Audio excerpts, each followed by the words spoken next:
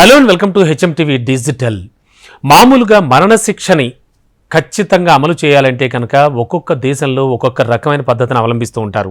చాలా వరకు ఉరి శిక్ష వేయడం అనేది, అంటే ఒక తాడుతో ఉరి వేయడం అనేది ఎక్కువగా మనం రెగ్యులర్గా అబ్జర్వ్ చేస్తూ ఉంటాం. అయితే ఈ మధ్యకాలంలో నేరాలు వాటి ప్రవృత్తి మారిన నేపథ్యంలో, అలాగే కొన్ని అంటే ఈ కేసులకు సంబంధించి కానీ, అలాగే లాస్ ముఖ్యంగా న్యాయస్థానాల్లో కానీ కొన్ని ప్రత్యేకమైనటువంటి ఏర్పాట్లు కానీ, అలాగే కొన్ని మార్పులు కానీ తీసుకొస్తూ ఉన్నాయి ప్రపంచ దేశాలన్నీ కూడా.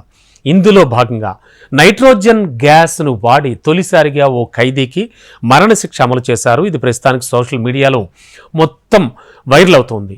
హత్య కేసులో దోషిగా తేలినటువంటి కెన్నెత్ యూజిన్ స్మిత్ అనే 58 ఏళ్ల వ్యక్తిపై అమెరికాలోని అలబామా రాష్ట్రంలో దీన్ని ప్రయోగించారు తొలిసారిగా. దీంతో 1982 సంవత్సరంలో విషతుల్య ఇంజెక్షన్ విధానాన్ని తెచ్చాక, అంటే చెప్పాను కదా, రకరకాల పద్ధతుల్లో తీర్పుని అమలుపరుస్తూ ఉంటారు. అంటే ఆ ఉరి శిక్షని, అతనికి మరణాన్ని ఎలా చూపించాలి అనేటువంటి విషయంలో రకరకాల పద్ధతులు అవలంబిస్తూ ఉంటారు. సో ఇది తెచ్చాక, అంటే విషతుల్యమైన ఈ ఇంజెక్షన్ ఇవ్వడం తెచ్చాక తొలిసారిగా అమెరికాలో మరో కొత్త మరణశిక్ష ప్రక్రియ ఒకటి వినియోగంలోకి వచ్చినట్లయింది. ఈ చర్యను ఐరోపా సంఘం, అంటే EU అండ్ ఐరాసా మానవ హక్కుల కార్యాలయం కూడా తప్పుబట్టాయి. అయితే మానవీయ పద్ధతిలోనే ఈ శిక్షను అమలు చేశామని కూడా అమెరికా అధికారులు స్పష్టం చేస్తున్నారు.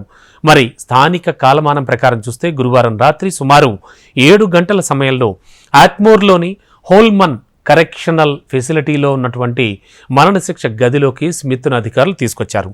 ఈ ప్రక్రియను ప్రత్యక్షంగా చూడడానికి హతురాలి కుటుంబ సభ్యులతో పాటు స్మిత్కి సంబంధించినటువంటి సంబంధీకులు, అంటే ఆ శిక్ష ఎవరికైతే అమలుపరుస్తున్నారో అతని సంబంధీకులు, అలాగే అతని యొక్క ఆధ్యాత్మిక సలహాదారు, లాయర్ కూడా వచ్చారు. వాళ్ళంతా కూర్చున్నారు.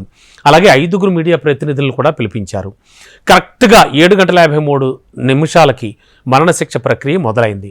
నైట్రోజన్ గ్యాస్ని దాదాపు 15 నిమిషాల పాటు మాస్క్లోకి పంప్ చేశారు.